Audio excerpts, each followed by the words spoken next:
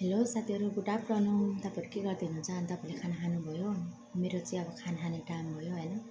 अनि आज चाहिँ यो कुखुराको मासु अनि फेरि के अरबिक फुड, मलाई त्यति धेरै नाम चाहिँ थाहा हुँदैन।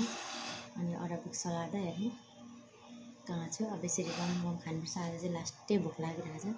बच्चाहरूलाई खेलाउँदा खेलाउँदा गरेर लास्टै भोक लागिरहेछ। अब खाना खानु सुरु गरेँ साथीहरू। मैले खाना खाएको हेरेर इन्जोय गर्नु होला है। त म चाहिँ यसरी खान्छु है खाना खाँदा चाहिँ।